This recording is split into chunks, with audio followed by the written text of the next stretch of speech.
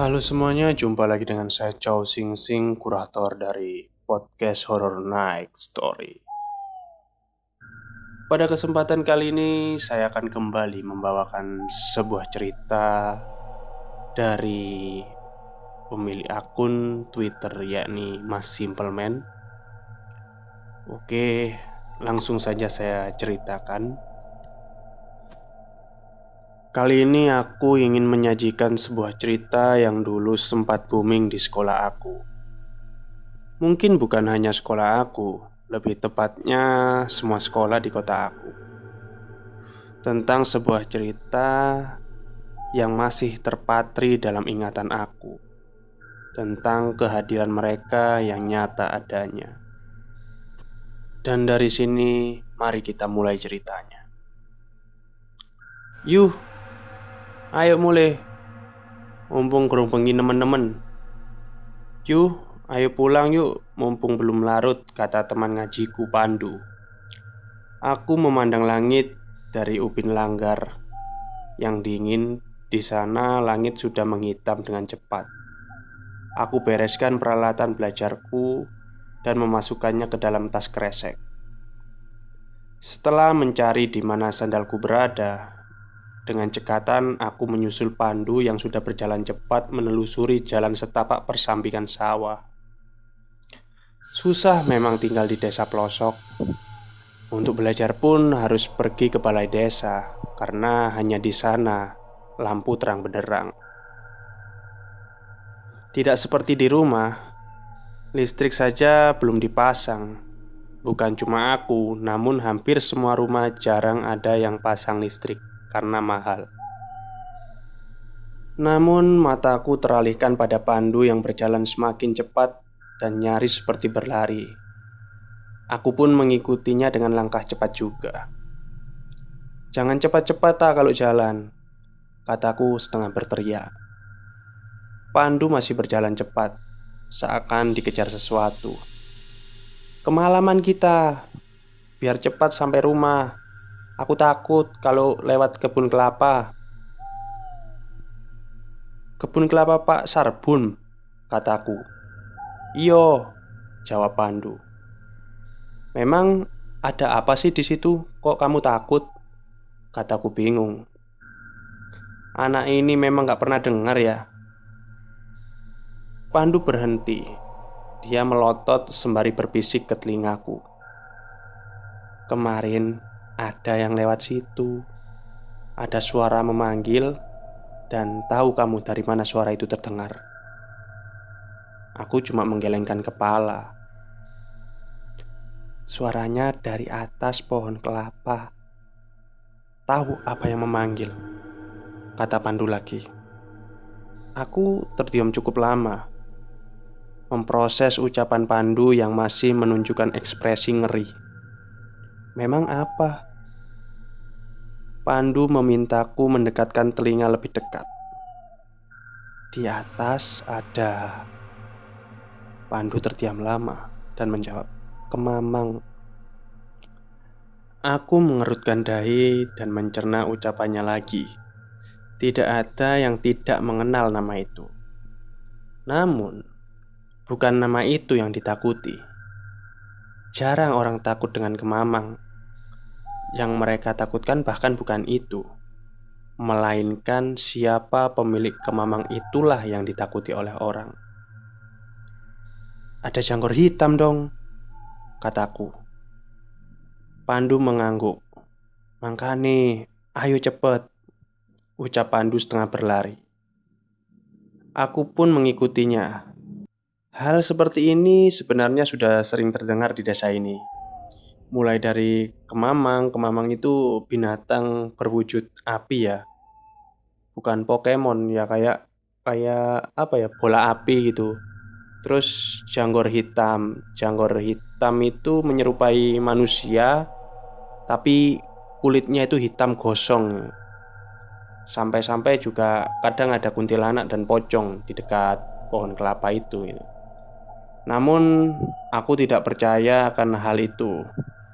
Bahkan sampai saat ini, aku pikir semua itu hanya mitos belaka. Mitos yang dibuat hanya agar anak-anak tidak bersikap nakal. Mitos untuk membuat orang kemudian percaya dan menjadi takut. Mitos yang hanya dibuat sebagai penghantar pesan dengan tujuan yang tidak diketahui. Namun, semua berubah ketika aku meninggalkan desa ini. Aku masih ingat bagaimana Pandu mengantar aku sampai stasiun. Bagaimana aku mengucapkan salam perpisahan dan kami tidak pernah bertemu kembali. Aku pindah ke kota. Bapak yang seorang PNS mendapatkan rumah dinas baru. Semua itu merubah ekonomi keluargaku sejak bapak naik pangkat. Aku tentu harus siap dengan gaya hidup yang baru, punya sekolah baru, punya teman baru, bahkan pada hari itu seolah menjadi titik dari semua hal yang baru aku miliki, di mana ibu melahirkan seorang anak perempuan, adikku bernama Hanif. Di hari pertama sekolah, aku banyak mendapatkan teman baru. Namun yang paling dekat dengan aku hanya Tio dan Hendra. Dua anak ini yang kelak akan menjungkir balikan duniaku. Sampai aku nggak tahu lagi bagaimana biar aku tetap sadar dengan dunia ini. Siang itu, Tio dan Hendra banyak membahas tentang cerita-cerita hantu. Mulai dari penanggalan Jawa, Primbon, sampai ke cerita kuntilanak di jalan. Jujur, aku nggak peduli dengan itu. Semakin lama cerita itu terus-menerus terdengar di telingaku. Sampai akhirnya aku muak dan mengatakan bahwa nggak ada yang namanya kuntilanak, pocong, dan hal-hal begituan. Apalagi percaya pada penanggalan Jawa, Primbon, semua itu hanyalah mitos. Aku masih ingat Tio dan Hendra tidak terima. Jadi dia menantangku untuk membuktikan. Aku putar pertanyaannya. Bagaimana cara aku membuktikannya? Entah apa yang dipikirkannya waktu itu. Setelah tiba-tiba Tio dan Hendra mengatakan, "Wani merjur nggak? Berani merjur nggak?" Aku nggak paham apa itu merjur. Sampai mereka mulai menceritakannya, dan aku cuma mengerutkan dahi mendengarnya. Merjur adalah sebuah tindakan di mana kita memeras jeruk nipis di atas darah orang yang meninggal. Terdengar lucu, namun aku menerimanya. Toh itu hanya mitos belaka. Aku kembali bertanya, di mana aku bisa mendapatkan darah orang yang sudah meninggal? Dan kebingungan nampak dari raut muka dua temanku itu. Karena waktu itu kami hanyalah anak SMP yang masih terbatas dalam segala hal. Gertakanku setidaknya cukup membuat dua orang temanku ini tidak melanjutkan cerita mereka. Tidak sampai saat itu. Sekolah SMP-ku hanya berjarak beberapa meter dari pasar. Tidak jauh dari sana, lalu lalang kendaraan besar menjadi pemandangan yang biasa. Seusai bel pulang sekolah seperti biasa, satpam mengamankan jalan dan tidak ada yang aneh dari semua itu. Kemudian terdengar suara orang menjerit. Ceritanya membuat seisi pasar heboh dan kemudian tertuju kepada pemandangan yang cukup mengerikan waktu itu. Seorang wanita terlindas truk tronton di mana badannya tergilas hingga kepala si wanita itu memutar mengikuti roda. Kejadian itu berlangsung sangat cepat. Namun sialnya aku melihat semuanya. Melihat bagaimana wajah wanita itu, kepalanya tersangkut di sela antara roda kap dalam ban. Rambut panjangnya melilit di bagian bawah mobil dengan darah yang tercecer di sepanjang jalan. Aku hanya diam dan syok. Selang beberapa lama, insiden itu menimbulkan kehebohan yang tak terkendali. Semua anak SMP bahkan memenuhi jalan hanya untuk sekedar melihat pemandangan naas itu. Dan entah bagaimana, Tio dan Hendra menatap ke arahku. Sontak, aku tahu arti tatapan mereka. Aku masih ingat bagaimana aku berdebat bahwa memeras jeruk nipis di darah korban kecelakaan tadi sangat tidak pantas dilakukan. Namun Tio dan Hendra hanya mengatakan bahwa ucapanku nggak lebih dari ucapan seorang yang penakut, seorang pengecut yang tidak mau mengakui bahwa mereka itu ada. Dengan wajah gemas, aku hanya menjawab, "Nanti malam habis maghrib, saya tunggu kalian di sini." Tio dan Hendra tampak puas mendengar jawabanku. Seperti yang seharusnya, aku datang sesuai janji pertemuan. Di tanganku terdapat sekantung jeruk nipis yang aku ambil dari dapur. Tio dan Hendra rupanya sudah menunggu di sana. Seakan-akan pembuktian ini harus dilakukan malam ini. Berbekal senter kecil, di jalanan yang lenggang itu kami mulai mencari. Kami mulai mencari sisa-sisa darah korban. Jalanan pun tampaknya sudah bersih. Tidak ada bercak darah lagi di sini. Tidak sampai Tio menunjukkan sesuatu yang merah kehitaman, tanda bahwa ada beberapa bagian jalan yang luput dari pembersihan. Dengan cepat mereka mulai mengiris jeruk itu dan memberikannya kepadaku. Aku tiba-tiba mulai ragu. Tatapan Tio dan Hendra adalah tatapan dari teman yang tidak akan pernah aku lupakan, bahkan sampai sekarang. Aku memeras potongan jeruk nipis itu dan meneteskannya pada darah kering itu.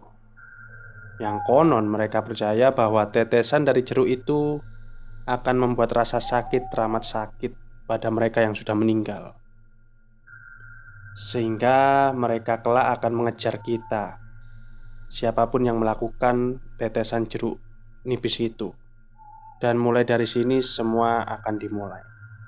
Setelah itu kami pulang ke rumah masing-masing. Saat tiba di rumah, aku mengetuk pintu dan berusaha memanggil ibuku yang ada di dalam. Mungkin ibu masih merawat Hanif, adik kecilku yang masih sangat butuh perhatian. Tiba-tiba, sekelebat aku merasa ada sosok yang melihatku dari kebun di samping pohon mangga. Sontak, rasa penasaran itu perlahan muncul. Dengan perlahan aku turun dari anak tangga rumahku yang memang tinggi. Maklum rumah tua. Aku berdiri tepat di depan rumah menatap dari jauh ke sebuah pohon mangga besar yang usianya mungkin puluhan tahun. Aku yakin sekelebat ada seseorang yang mengintip dari balik pohon itu. Tidak mungkin bila itu adalah tetangga, apalagi tamu. Jadi, siapa lagi kalau bukan orang yang mungkin berniat jahat? "Mbak," kataku. Entah bagaimana kalimat itu yang pertama kali meluncur dari mulutku.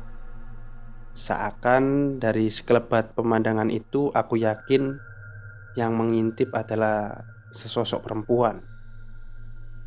"Mbak," aku masih memanggilnya karena tidak ada jawaban. Maka aku mendekatinya. Aku berusaha memutar sehingga bisa melihat keseluruhan apa yang ada di balik pohon itu. Dan benar saja, ada seseorang di sana. Ia membelakangiku, terlihat rambut panjang lengkap dengan gaun putihnya. Aku gak pernah berpikir aneh-aneh. Yang jelas aku yakin itu orang yang entah apa maunya berdiri di bawah pohon mangga di depan rumahku. "Mbak," aku masih berusaha memanggilnya. Namun ia hanya diam mematung, seakan tidak mendengar panggilanku si pemilik rumah. Namun gak bisa aku pungkiri bahwa kecurigaan selalu ada, dan entah perasaan berdebar macam apa ini, di mana aku ditempatkan di posisi yang seakan aku terancam oleh sesuatu yang gak aku pahami. Namun situasi itu berlangsung sangat cepat, terutama saat aku terperanjat ketika seseorang mencengkram bahu dan memutarku untuk bisa melihat siapa yang melakukan itu. "Mak," kataku. Aku bisa melihat wajahnya yang memendam marah. "Dari mana kamu kok baru pulang?"